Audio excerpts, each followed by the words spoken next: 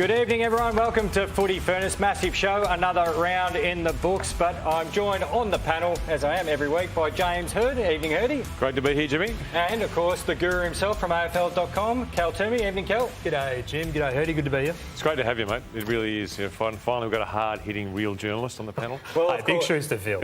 Well, of course, I'm filling in for Tom Morris while he's over there in Turkey, just getting the thatch fixed up. Of course, is he really? Yeah, he might come back with some new chompers. We better be careful. Okay, good on him. But let's get straight into it, guys. It's been another fantastic round. Of course, all the bye rounds are done. Let's check the results from the round so far. Of course, Freo in a bit of a thriller there, gentlemen. A tight arm wrestle, but just too much class and talent. Got over the line there in the Ross Lyon Cup, of course, by 12 points. And the Adelaide Crows just keep doing what the Adelaide Crows do. They kick massive scores, and too good for the Tiggies. As we head to the ladder, all-important ladder, and we look at that middle part, Hurdy, especially. A lot of teams there on the same amount of points, and percentage is a big factor. Yeah, it was a big week for Hawthorn and for Adelaide with percentage-wise, wasn't it, Cal? I mean, they really kicked off with those big wins. But you have to think that GWS and the Gold Coast are getting a little bit nervous down the bottom there. They've got to keep winning, both those sides, don't they? And even the Bulldogs. Yeah, the Giants, for me, I think they might end up ruining that game against Port Adelaide, who were just going at the time there in Canberra. Time for the heat map. Let's see where we're going. What is absolutely burning with flames there, gentlemen? I'll break it down for you, Cal, of course. The red and orange bring you unstuck a little bit. The Crows, as we mentioned, they cruised through to a victory there. Hurdy will touch on the D's and their disastrous start there. And the Dogs and the Swans probably played one of the best games of the year. Absolutely. All the big names really fired there. The Hawks were too strong, of course, against the Kangaroos. They're pretty ruthless down there in Tassie. 6 straight for the Dockers. And the Bombers, somehow they're news in a bye round, which is a bit unfortunate for the Bombers. Yeah, we're going to touch on the injuries, but yes, you can't get injured at training, can you? Well, they managed to find a way, didn't they? Which continues a horrible streak of injuries for them, but plenty of news coming up on the show. Looking forward to getting into it. Yeah, we'll touch on Tom Lynch today, who, as I said in the opener, gentlemen, was like the retro full forward today. He was a real wind-back, he was aggressive and he was big, but we'll get to him. But let's get into him straight away. Of course, Tom Lynch, straight away, he was just proper aggro. We know he plays with aggression, Hurdy, but he definitely overstepped the mark with this one. So what do we expect to come out of this? Look, I've been building up all day. He really did look like he'd been frustrated by Adelaide, and even Matthew Nick's going to hear him talk about they tried to frustrate the way the Richmond Football Club were playing. But that's back to the 1990s, that sort of stuff. And I played with a guy called the Velvet Sledgehammer Boys, and not even he would have done that. How many weeks are you looking at, Cal? Well, this will be graded as intentional conduct, obviously, and high contact. And then it'll be about whether it's either high or medium impact. Now, this comes down to MRO, Michael Christian, his opportunity then to grade it potentially even as severe, because he can go through the clause of the potential to cause injury. Now, that could lead to a suspension of 3+ weeks if it is sent directly to the tribunal. So at least 2, probably 3, maybe more than that. But clearly this is a big incident, and we don't say this too often. So I'm expecting 3 weeks at least. How do you think the football world looks at something like that now compared to, you're getting 3 weeks for a bump that's executed poorly or a tackle that's hurting someone's head? That is an accident. A split-second decision. This now is a very different. Does the football world view that worse now than what we're looking at in bumping and tackling? Absolutely, and you think about what could have happened as well. I mean, Jordan Butts played on. It was okay from that point of view. There wasn't a HIA required. All that was sort of ticked off okay. So you think about the possibilities and how bad that could have been in comparison to the football world. You wonder about the exaggeration of that Paul Curtis tackle that led to a 3-week suspension. It's hard to put one versus the other, isn't it? But the system at the moment has that going that way. Well, it's a 4 minimum then, isn't it? If it's seen as worse than that. Well, it's a good case study, as you started to touch on, between football and non-football acts. And I'm with you, Hurdy. I think we all look down and go, whoa. We haven't seen that in today's footy at all. Of course, Tom Lynch gave away 5 free kicks in the first half alone. And I want to ask you, Hurdy, you're in the coach's box. He's there to protect the young forwards and he's there to be physical. We know that. Yep. Of course, he's gone too far. There'd be a level of frustration from Adam Uza and the coaching staff. Like, how do you find that balance when a guy's clearly gone over the line and now you're going to be without him Geelong in Geelong, where you need that big senior body to look after those young forwards? Look, I think there's a level of disappointment in the coaching staff, and Tom, I think, disappointed himself. But we all know when we've played the game how frustrating it can be when someone's holding on to you, and we all do some silly things that we regret. Luckily, no one was hurt through it, and he can't regret it too much. But he's going to get a 4-week suspension. I think he'll get a 4-week suspension. He's going to miss time with his football club, particularly down Geelong. Imagine if he was standing there taking marks. He'd allow his other forwards to play, and play well. But in the coach's box, I would have taken him off after that and just, sat him down and given him a little rest for a while. Is there still room to do that in modern footy? Take him off for the breather? I think I know about rotations, but absolutely, just take him off, calm him down, and then send him back on. But he's been a very good player for a very long time, and he'd be disappointed in those actions. Speaking of coaches, let's take a listen to Adam Uze and Matthew Nix in their post-match presses. Obviously, there's some frustration there from our opposition, which is what we want to do as a team. It wasn't just in that position, it was in others as well, where, that's the sort of stuff that as a coach you want to see more of. When our opposition are frustrated and angry, it means we're doing something right. Got quite heated there for a moment. That's sport. That's why we love sport. But our guys did focus back in on the job pretty quickly. We're going to see clarification on the marking contest because it happens to him. He's such a big man and they do scrag him and he's feeling like he's getting held. And one, he doesn't. And then the ball goes down the other end and we give 3 free kicks in aerial contest in one passage of play. So we've got to look at all those things and we've got to help him through that. No excuse with his response, but I can understand his frustration. He apologised to the group because he knew he let him down just by letting it spill over. And like I said, we'll help him with that. We'll seek clarification on the technique and what they're doing to him. Adam Uze throwing support behind his star key forward there. Your thoughts there, Hootie? Well, he's thrown his support, but he's actually said what he should say. They were disappointed, and Tom Lynch was disappointed. I think it was a perfect comment from the coach, and I agree with exactly what he said, because you do get frustrated in marking contests when you don't believe you get the free kicks, but he overstepped the mark and he'll pay the consequences. Phil Thorpe was fantastic for the Crows with 5 goals. Michael Lenny, 3 goals, playing pretty much directly against Nick Vlosten there. But Dan Curtin put in another super game, Cal. Yeah, absolutely love this game from Dan Curtin. Recently re-signed for an extra 3 years at the Crows ahead of coming out of contract next week and was on a high after that. We see here the career highs, player ratings, disposals, kicked 2 goals as well. This guy's been moved around all around the ground. Yep. He can play just about any positions, played on the wing this year, played as a defender coming through the draft system, top 10 pick for the Crows a couple of years ago now. But we're seeing the emergence of a star. And I think we already know these three-pronged attack that we've seen from the Crows throughout this year. Well, add another one to the mix. Add another one, and you're right. Everyone thought the three-pronged attack was too many, but that could be the 4. And he's got more mobility than the other 3, hasn't he? And the ability to do some very special things in a great game. 26-2, a frightening matchup, which has become the trend. You put big guys on the wing who can push forward and hit the scoreboard. Gentlemen, we have to head to Port Adelaide and Carlton game. Of course, Port Adelaide were fantastic, winning by 50 points, but all the news and attention was clearly on Carlton and clearly on Michael Voss. This is the pressure and, of course, Michael Voss post-game. There is a way we need to be as a football club, and we're not that yet. There's been a lot of foundations laid on that, but clearly that hasn't fully turned to the standard that we want. So we'll keep working our way through that, keep providing the vision that we need, keep providing the alignment we're after, keep a look at things that we need to be able to adjust. So that won't change in the next 8 weeks. We'll continue to do that. Pretty resolute Michael Voss there. Yeah, I watched that whole press conference after the game because I wanted to see how Michael handled it, as being such a fantastic, great football person. And I thought he handled that press conference really well. It was authentic, it was raw. He can't give all the answers, but the answers he gave, I think, they're not going to give hope to the Carlton supporters, but he took some responsibility as a team and as a coach. And I think it's good to see the coaches being raw when it comes out of it, because it shows their people. Do you think he gave enough answers, though? As a senior coach, should he have some answers to why they're playing this way and why the appetite for the contest wasn't there early on? Well, I think the appetite for the contest wasn't there because they weren't up for the game, and I think he was, he admitted that they weren't up for that game at the time. But as a coach, I think you can give enough, but you can't give everything either, because there is some internal stuff that's about your game plan. I did think he was raw and authentic, and I think that's the important part. They rolled out the oldest Blues side since 1944, and off the back of that, it's time for Word of Herd. Yeah, thanks, Jimmy. Now, you and I have discussed this, Jimmy, and we've thought about, so everyone's gone into Carlton, we dissect them, we talk about the board, we talk about this, we talk about that. What we want to talk about is the future, the Blues' 5-point plan, what they can do from now on for the next 60 games, how they can go from where they are now to where they can be back in the finals and competitive. And it's not about cutting players, it's not about getting rid of coaches, it's not about restructuring. There are 5 things that we would do. Don't play injured players. I think on the weekend, Wiedering probably, wasn't moving properly. Paddy Cripps was a bit crook. Yeah. And I would wonder why you need to do that. If it's a game time decision for me now in today's football, you're out.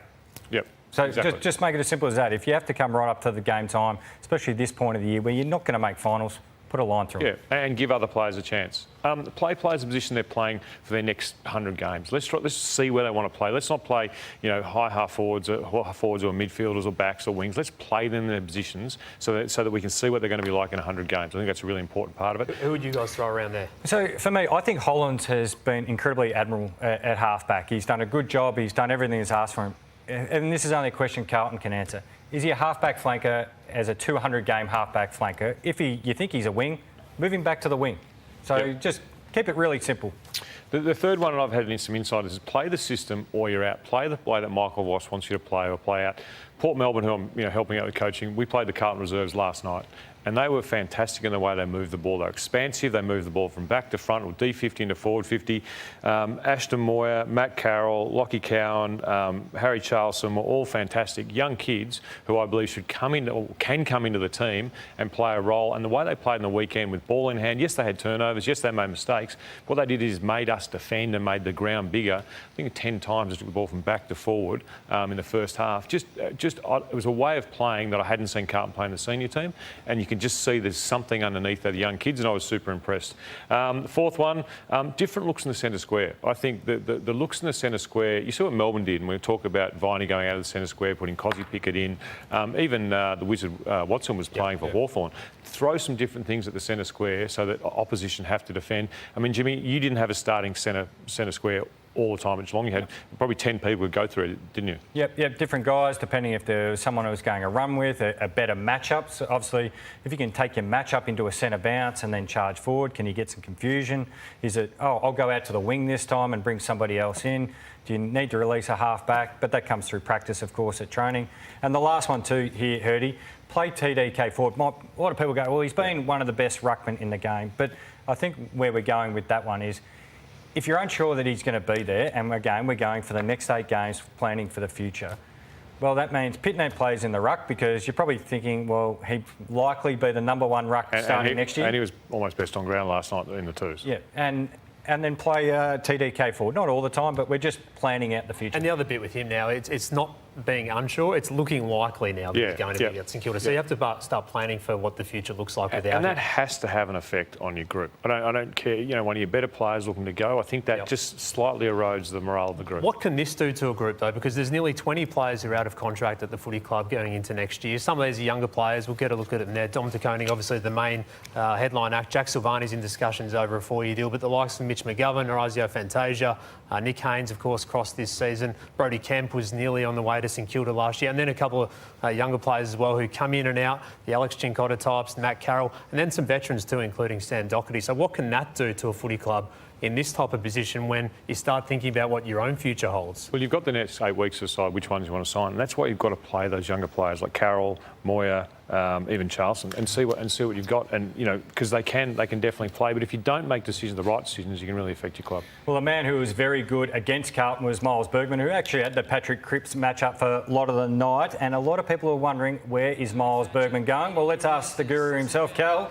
Where is this man off to? Well, he's one of the most wanted men in footy at the moment. He has at least 5 to 6 clubs chasing him in Victoria. Obviously, a player out of the Sandringham Dragons. Outstanding on the weekend with 25 touches, 2 goals, 5 clearances. We didn't need to show that kick. Was that deliberate or not? But he gets it back. He gets it back. This is the big kick that matters. That's one of them. Okay, so chasing clubs are sensing a potential change in direction from Miles Bergman. So he was out the door 2 years ago, flipped around on June 28 and re-signed for 2 more years. So Port will be hoping the same thing can happen this time around. I think clubs 4 to 6 weeks ago felt he was nearly gone, out the door, moving. But this midfield role, he's very settled at Port Adelaide. He's popular. He gets on well with Ken Hinkley, but he gets on just as well with Josh Carr as well. So that's important.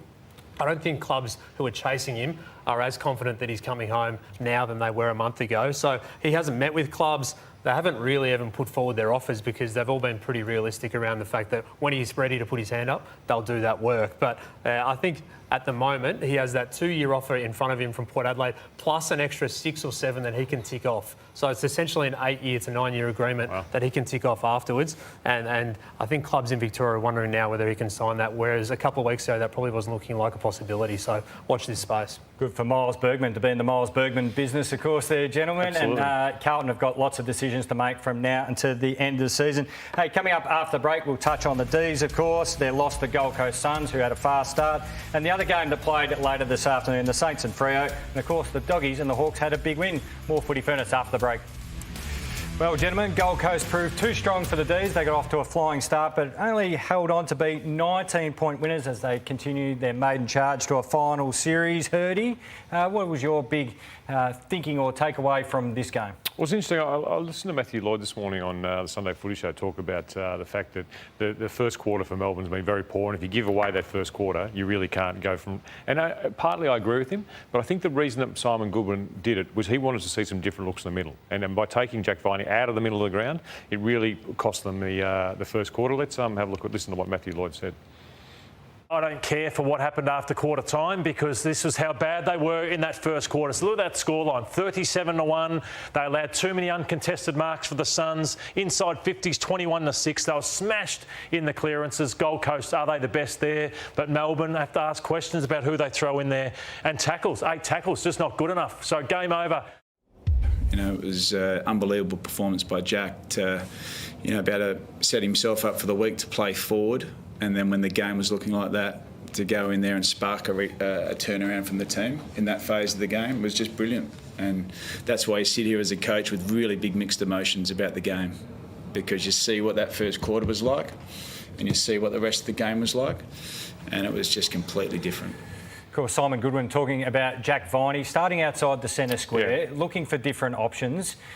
He was trying to do something different, and they didn't get the response at the start of the game that he was hoping for. Yeah, let's have a look at these centre bounce stats. But that's right, and that's why what Matthew Lloyd said was right. You can't have a first quarter like that. You cannot go out in the ground and perform that in the first quarter. But I will give Simon and his team a little bit of leeway here. The reason for it is they want to get different looks inside that centre bounce. I mean, they want Cozzy Pickett in there. They want different players. They want to have some spark, and you have to actually be prepared to go backwards before you go forwards and get things wrong. And I think that's what happened in the first quarter. Out of options there because Harvey Langford's in his first year. Xavier Lindsay in time will get there as a first round pick. Caleb Windsor was dropped this week. Trent Rivers hasn't quite worked when he's gone in there. So do they need a plan B, or is it just as we're touching on, is it personnel, like just moving the personnel, or do they need a shift in style? Well, I think it's, as we highlighted the other week, it's about how you shape through corridor, how you open the ground up a little bit more. But it is about personnel. And through crisis like this, you will find someone. That's what history tells you. If you keep playing the same players, the same positions, you get the same result, you're getting what Carlton, you're getting what Melbourne have had in the first half of the year. You've got to throw it and see which ones stand up and which ones don't. And you will find someone who you don't expect. Kel, you can get a little bit hot under the collar, especially at Gold Coast, especially if you've got a bandage wrapped around your face. Clayton Oliver, you're going to be lighter in the pocket? Yeah, about $1,000 lighter after this one. He joins the list of AFL players to give the middle finger salute. This one caught by AFL Photos yesterday. But Bailey Smith, Nick Watson, Harley Reid, even Damien Hardwick last week, all have been fined this year for obscene gesture under the AFL's terms. So that one's come through from the MRO today. $1,000, he can accept that one. Give him a little bit of a spray. Bit of a dirty day for Clary, though, with that headband. The bird is well and truly freed in 2025. It's definitely back. I think it's become front of mind for a lot of people. Hurdy, the Suns are magnificent in the first quarter. You want to focus in on them. Fast starts. Do you take the positive or do you look at the fadeaways in the second half? Well, you've got to look at both. I mean, the first quarter against GWS and against Melbourne was fantastic. The way they moved the ball, their clearance differential, inside 50 differential, points from centre bounce. When you look at that centre bounce, the way they moved the ball through has been outstanding. And I just love the way they killed Melbourne's ball movement in the first half. They came up. Every time the Melbourne jump was in front of them, they pushed up on it. And then they just created carnage from those intercepts and turnovers and gave their forwards really good looks at the ball. Are able to score, and you all credit the Dame and his team for the way they've started in those first quarters. Cal, do we undersell big Jared Witts? Of course, you know, the old school local football, we go up to the ruckman, we go, starts with you in the middle. Yeah. He definitely gets him going. Oh, he does, and feeds it, doesn't he, to a Noah Anderson-led midfield with Matt Rowell also playing a great game again yesterday, fresh off his re-signing. I think we undersell a little bit of what they're doing up forward too. Jed Walter was really good yesterday. Ethan Reed's coming good as a top 10 pick. And then, of course, Ben King, I thought, was excellent yesterday. So they've got some weapons. Hurdy, the lapses we mentioned in the second half, is it the opposition adjusting or is it them going away from what got them that lead? I think it's a little bit of the opposition adjusting, but I think we've talked about GRS and maybe their star players not valuing defence and team defence and setting up the ground as well. And one of the stats for me, the last 4 weeks have been ranked 14 for scores from intercept differential. That means that other teams are about to intercept and take the ball down the ground and score against them. 9 of the last 10 premiers have been top 6 in points from intercept differential. I don't remember Melbourne moving the ball this easily against many teams. In the last probably 40 to 50 minutes of this game, Melbourne seemed to be able to move the ball from back to front or from turnovers to score more easily than I would like if I was a coach of the Gold Coast Suns. Can you simplify that intercept stat? What does it actually mean in terms of what they're doing so much better? Well, it just means that the other teams are able to intercept the ball somewhere between the arcs and then take it back for a score. More so than the Gold Coast Suns are able to do, which is, most of 67% of scores are from turnovers now, I think, in the AFL. You have to be able to score from that, but you've got to stop the opposition scoring from that. And a lot of that about is the way you set the ground up, so the way you've got layers in your defence. And if you don't have that, Melbourne look like they're too easily able to take the ball down the other end. A bit of fatigue as well with your own ball use. If you turn it over going inside forward 50, you get exposed. Yep. Hey, Braden Fiorini had a collision with Harrison Petty. Of course, Harrison Petty copped a head knock here, Cal. The MRO has ruled on this, and what does he rule? He rules that Fiorini genuinely contested the ball in this situation and was reasonable for doing it in that way, and he's been cleared. So I think all of us on this panel probably agree with that assessment. It's a dangerous way that Harrison Petty went at the footy, isn't it? And we've seen that in recent weeks where that play has come off worse. So I think that's the right call from the MRO, though. Herdy, how many times have we said, what's the golden rule? Don't stick your head where your backside belongs. Exactly. I mean, we don't want to victim shame. We're not doing that. Because, it's an injury and he did go for the ball. But technique, just turn your body, go for the ball, turn your body. We've been taught as kids that's how you do it. That's going to cause serious injury and he needs to get his technique better. Not victim shaming. Melbourne nearly could have won this, though. Yes. And nearly could have threw Jake Melksham off his own boot. 5 goals, 6, one of the best games of his career. What did you think of his performance and what he was able to do to drag them back into this contest? I reckon Jake's a great story. Obviously played 120 games at Essendon, or approximately at Essendon to start his career, and then has now played more games at Melbourne than he has at Essendon. One of the hardest workers on his kicking that I've seen as a coach in the AFL, and just missed that premiership, but a terrific teammate and has worked his backside off. And I think he's important as in their forward line as anyone, because when he gets the ball, either they score, or someone else scores, or he scores. And there aren't many players that are able to use their body and use the ball that well in the forward half for Melbourne. So he's out of contract. He's keen to play on next year, and on that type of form, he should get another I can't imagine they wouldn't sign him up straight away. Yep, absolutely. Gentlemen, out west, we had the Ross Line or the Zach Dawson Cup being played there. Fremantle versus St Kilda. Lexus of Blackburn moments. Herdy, you've got them. Yeah, it was a tough win for Freo in the end. For the first 3 quarters, I think the Saints were the better team, but Freo managed to come over the top, and they haven't won many games from coming up from behind. But Josh Tracy cutting out, kicking a goal from intercept there. Liam Henry kicking a check side goal. And to me, Jimmy and Carl, the Saints really played a game, a style of football that I thought they were going to dominate Fremantle again after they beat them in round 8. But because of their stoppage clearance, they did fantastic work around the ball with their stoppages and really smashing Fremantle contested possessions. Plus 24 contested possessions, plus 23 clearance and plus 26 points from stoppage in the first 3 quarters. In the last quarter, Fremantle reversed that. 17 plus 17 contested possessions, plus 18 clearances and plus 15 points from stoppages. They really turned the game around. And 2 guys, this man here in Jackson kicked 2 goals, and Darcy was in the ruck. 27 of 32 contests the ruck, 7 clearances plus 1 goal. So maybe the myth of Darcy and Jackson not being able to play together was blown away. What a terrific mark that was to the last goal of the game. He was great early, wasn't he? Yeah, he was. Yep. No, Ryan Marshall was, and for 3 quarters he was very good. But it's a 120-minute game, as we know. It's a cliche, but you've got to be able to play the whole way out. I just love the fact that these 2 ruckmen played together and actually do something special. Good, solid win against a well-organised Saints. So that's 6 in a row for Freo, and Saints fans be incredibly impressed with the Flying Viking. Cal, you've coined him that. He was super impressive, Taru. Hey, more Footy Furnace coming up after the break. Thanks to Lexus of Blackburn, we've got the hottest hand. And, of course, big wins for the Dogs and the Hawks. Yes, Joel Freijah, what an extraordinary game from the 19-year-old. 4 goals, 23 touches. He was our Lexus of Blackburn hottest hand this week in a 9-point win in an absolute cracking game against the Sydney Swans. And he's not the mini Bond, he was smooth moving, which makes us think How did you get to pick 45, was it? 45. It's amazing, isn't it? And the interesting part now is that you look back and say, how did this actually happen? But the knock on him was his competitiveness and contest. He has not shown that once at AFL level. And he's always been able to kick goals. He kicked 6 goals from a wing playing under 18 level in Victoria through his junior career.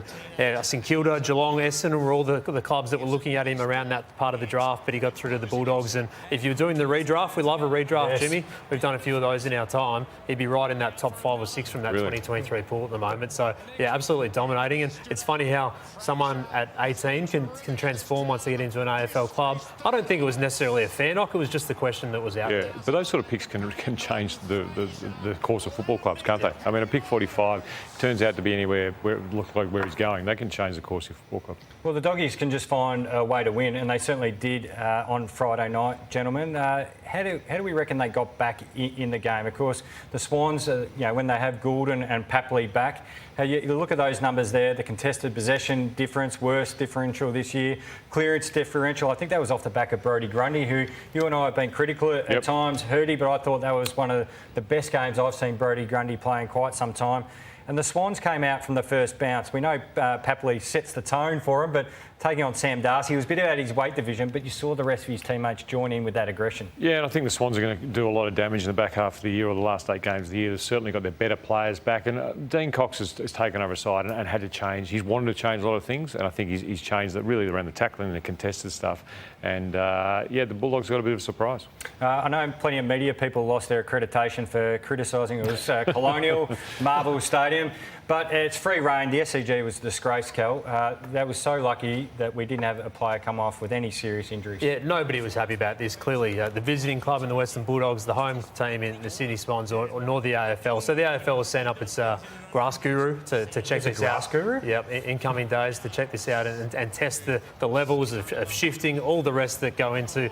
that was the concerning That was the bad one. Yeah. That end of the ground was a real worry. Now, Sydney are absolutely adamant this game next week against Fremantle won't be moved. That was a worry too with Nick Blakey. Yeah. Fortunately, not getting... But how can they be adamant? I mean, if the ground is like that again, there's no way they can play. And if it's raining it's meant to rain in Sydney. Let's say it rains... 90 millimetres potential on Tuesday, another 35 potentially. But here's the comical thing, though.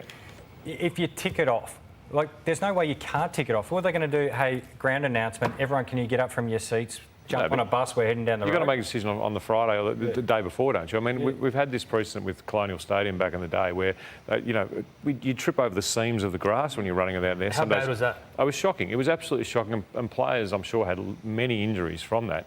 But that was as bad as I've seen. Now, I know the AFL's come a long way since those days where they had their head in the sands over Colonial, but I can't believe there is not a contingency if it doesn't come up on the Thursday or Friday. Andre Bocelli was 85 days before this game. So what's the reason? Well, this is the suggestion that it was the after effects of that concert on the ground.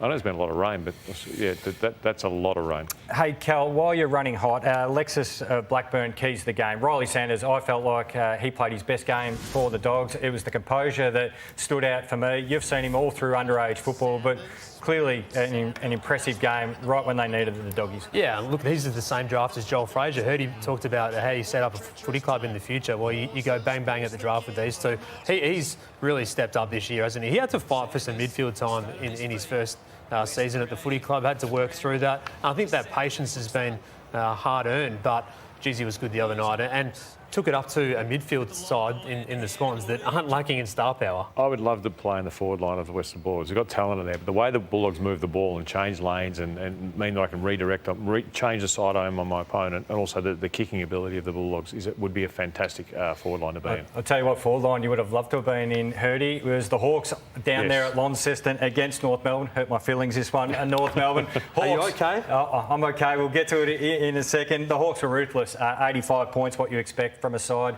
who's charging towards the top 4. But Clarko is not going to dig too deep into this result. We don't want to dig too deep into it and be too forensic on it. We look at the block of work that's been done over the last 6 or 8 weeks and think that we're making some progress, but they came up against a good side today that played some pretty good footy.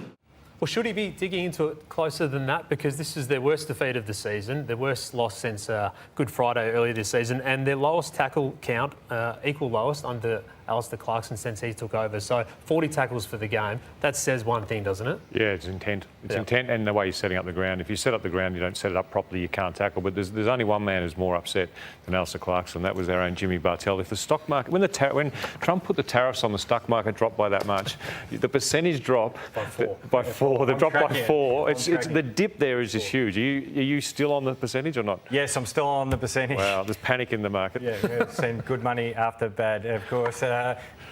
Hurdy, I know you love when midfields change up their stoppage look, especially from centre bounce, and you highlighted Nick Watson as a great case in point. Of course, his goal from the middle, but what the Hawks are doing from stoppage has been a big room for improvement. Well, they've been improving there, sorry. No, they have improved, and rightly so. I mean, it is an area that they don't do that well at it. They sort of would rather score from the back half and runs from the back half, but particularly their centre bounce is really well. I love this throwing Watson in, and wasn't this like most guys have a shot here? No, he's unselfish, but he's always getting that back, wasn't he? Always getting that back. But the skill to run at that speed, knock it to the ground and kick was a very difficult goal to kick. And I loved seeing him in the centre bounce. And, you know, you go back to Melbourne, throwing different looks. That's what you can get if you try a few. And Cal, some injury updates from North Melbourne. They didn't come out unscathed down there at Lonnie. No, they didn't. It's unfortunate to see George Wardlaw go down with that concussion, wasn't it? His third concussion issue in 12 months. So he'll miss next week at least under the 12-day protocol. Here's the knock against Connor Nash. So that's an issue for him. He has to protect himself, doesn't he? Because he goes so hard at the footy. Yeah. And then there's Harry Sheasel as well, who in the last 90 seconds of this game hurt his shoulder. There's George Wardlaw going through that one. And then there's Harry Sheasel's incident here. He's had scans today. The club hopeful that nothing too serious there. He hasn't missed too much footy in his 2.5 season at AFL level, so hopefully he'll be right for Thursday's centenary game against the Western Bulldogs. Yeah, hopefully he is. Jimmy, I just want to talk about George Wardlaw. You were a fearless player. You weren't, 6'8". You're sort of around 6 foot. I'm not going to say you're short, but the way you went at the ball, I don't think you ever got concussed, did you? Well, I mean, surely guys have to be better. I'm not, George Wardlaw, I love watching him play, terrific player, but you've got to turn your body. I mean, you can't run at something flush on like that. I don't understand why guys, at the last minute, you turn and use your shoulder. I was like that, and then a couple of development coaches and Brendan McCartney, who you know well, dragged me aside and said, you're not going back out there until you learn to protect yourself. You can still go at it, but there is a system and a method of doing it in marking and ground balls as well. So surely North Melbourne will help him with that because we want to see him still at his ferocious best. Hey, gentlemen, we'll wrap up the Pies and Eagles game. Of course, we've got Snapshots and my Sunday. Will I spare you two? We'll have to see after the break. Welcome back to Footy Furnace. Bit shattered that we don't have a Brody ad with yourself and Tom, because Tom's across in Turkey, of course, getting some chompers. Hey, Collingwood were super impressive, gentlemen. More in the second half than the first. I'll rephrase that. West Coast were very impressive in the first half. They took it up to Collingwood. They were able to eke out a win. Eke out a win's not bad by 29 points. But this is Scott Pendlebury and Craig McRae referencing the first half and their improvements in the second. I think early on we were just trying to be a little bit too cute, and we just sort of got realigned to what we wanted. We felt our pressure, and that was good. We just, we struggled all night to really finish the play. And I sit here and we reflect on the game as opportunity to improve. Just got to keep moving. And one of the things I said, the last things I said to the boys is, we come here for 4 points. We didn't come here for style points. We got the job done, but we've got work to do. Yeah, pretty clear message there from Scott Pendlebury and Craig McRae. And they were talking about were they overusing the ball, they were looking to break off the ones that weren't quite there. And you can fall into that trap, Hurdy, when you're playing against a side which we clearly expect Collingwood to win this game against West Coast and win it well. And sometimes you get lots of frees, but you actually go away from the game style that set you up really well through the year. Yeah, I mean, a lot of it's just trying to use their numbers to try and soak up the West Coast numbers of sitting behind the ball, and you understand why you do it. But the biggest threat to Collingwood losing on this game was themselves. And the way they were playing early on the first half, I thought, overusing the ball, trying to take the kicks that weren't quite there, giving West Coast a chance, Cal, to really come back in the game. And it doesn't matter who you are in the AFL. If you give a team a chance, a sniff, and they start to get confidence from turning the ball over, they really start to come against you. Yeah, absolutely. And we saw that at different stages. I just thought West Coast first half was excellent, wasn't it? And we're starting to see the bits and pieces that Andrew McQualter and his coaching group want to impart on their group. I love the game of Brady Hoff. I thought what he was able to do, 27 disposals, playing through the midfield. And they did go head-to-head, didn't they? Hoff v Dacos. He had 27 touches, 100% disposal efficiency. He was ranked the #1 player on the ground, so that just shows his performance there. He's been a good find for them. And I think what we're seeing now over the past month or so is why West Coast got Liam Baker. And he's been able to instill, or is instilling, the values and the team identity, I think. There's the last one from Hoff there. The team identity that McQualter wants to bring to his new footy club. They had to pay a bit. They moved back from pick 3 to pick 11. So that was a much criticised move at the time. But in getting Baker, you get your leader. He might be the next captain of the West Coast Footy Club as well. And the first 4 weeks, I agree, everyone was doubting that move. So it is paying off for him. But the Brady Hoff there, disposal efficiency is 100%. Jimmy, know anyone else that's gone at 100% in the game? No, a couple, Hurdy, but I am a big Brady Hoff fan, especially when he started his career down back on the opposition's best keeper. Jimmy thought he'd gone at 100% in a grand final. Champion Data has knocked one off. No. Yep. Really? Not the paper clipping at Mum's house, says different. We'll keep moving on. Hey, Hurdy, I'm going to throw to Andrew McQualter here because an issue coming out of the game, of course, was the holding the ball. And if we can make sense of it, we might be on the new rules committee. Let's listen to Andrew McQualter. Yeah, there were a few challenging ones tonight that I'm going to look to seek some clarity on because I thought that there were a couple that I just wasn't sure which way they were going to go. So it's a challenging job umpiring this game. Yeah, I'm not sure. We averaged the most tackles of anyone per game, 98, and we averaged about 6 holding the balls. So I'm not sure. It's challenging. Yeah, it certainly is challenging. McRae and McQualter probably highlighting what all of us think watching the game. It is a difficult game to umpire, but are we any clearer on holding the ball, gentlemen? No, I'm not. I think it's an area of the game that we haven't been for a while, but it's more complicated and more unclear now than it ever has been, Cal. Yeah, and I think that piece of play in particular was a bizarre one, wasn't it, where the same umpire gave one play on call and then holding the ball the next. Then it seemed like the first play definitely had more time and spun around a couple of times. So, yeah, there's confusion, there's no doubt. And this is the way the game's being umpired at the moment. And it's in some part their fault, but in some part as well, I think there's just that lack of clarity on what it actually means. Is it too simplistic to say if you've got any sort of prior intent to get rid of the ball, it's holding the ball? Does that feel too fast? You know, some of the calls that'll come? Well, basically, if you've got it and you try to move, or you try to and you can't, and you get tackled, then basically it's it. Is that too simplistic or not? Maybe. Right. I'll give you two the ad break to work it out. And after the ad break, we've got Snapshots and the Sunday here on Footy Furnace. Sunday snapshot time. These are the moments that you need to know heading into your week of work, of course. Kel, you get to take the new ball. You need to know this one because, Jimmy, Hurdy, there's been an avalanche of fines headed to players this year for umpire contact, but I think there needs to be one going back the other way after Melbourne and Gold Coast played on the weekend. Let's look at the vision because Harvey Langford, he cops a stray here. If you look here, look, there's a nice little ball up. You might not catch on that one. You see a little bit of the after effects there. Let's get a bit of a zoom in. The little elbow at the back. Harvey Langford comes in. Wait, that's not where it ends though, because Harvey Langford then had to go off the ground. There's the elbow to the forehead. Had to have a bit of a check up on the bench. This is a first-year player. He's had to be stitched up. He's bleeding. Everything's happening. I think we'll just have to see if that umpire has to pay a little bit of a fine for player contact. Off to the MRO for the umpire. Hurdy, you're up next. You get to take Josh Hazelwood. You're coming up the hill here. Yeah, well, technically when you're in the crowd, you've got to have your arms out at all times. You've got to have the juke's up. The way we're talking about thumbs up, grab the ball. This lady hadn't quite got it right, and that's got to hurt, although she looks pretty happy about getting hit in the head. What's the Oz kick thing? Make the W. Make the W, thumbs up. Thumbs up like that. The Bombers, Hurdy, unfortunately, it's a bye week, but they're in the news again. Unfortunately, some injuries, injuries galore still at the Bombers. Kyle Langford re-injuring that quad. Calf injury, Darcy Parish and Mason Redman a hamstring.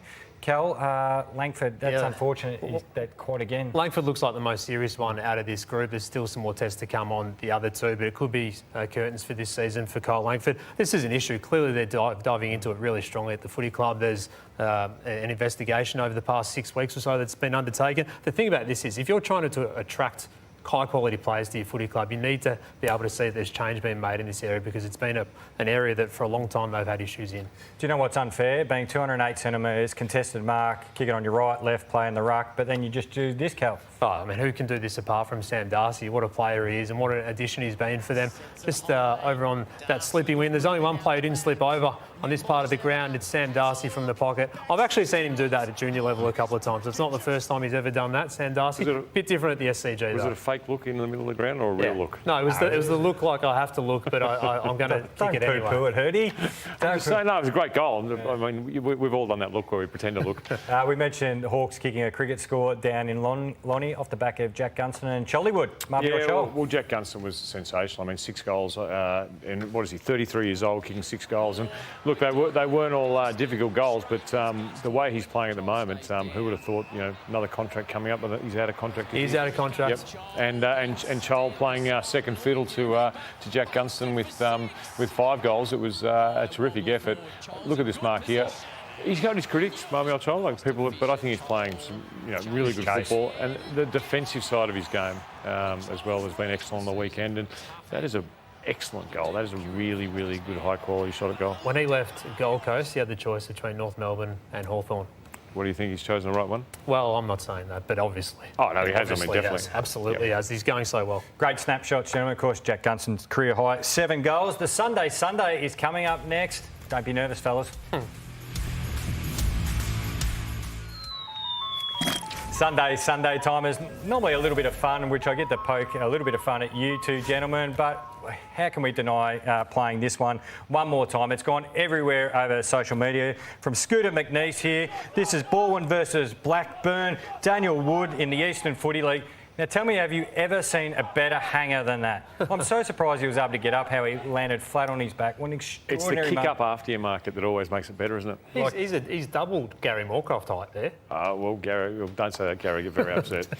It's been lots of fun, gentlemen. Of course, Tom Morris will be back in the chair. In all seriousness, he was enjoying a fantastic holiday with his family. He wasn't going to Turkey. I know we were having a little bit of fun with Tom. Hey, Footy Classifieds is on tomorrow night from 9 p.m. with myself, Sam McClure, hosting. Matthew Lloyd with the Sledgehammer segment is must-watch TV, of course. And Damien Barrett. It's been good fun, gentlemen. Thanks for having me, Jim. Thanks, Jimmy. That's been Live from the Furnace.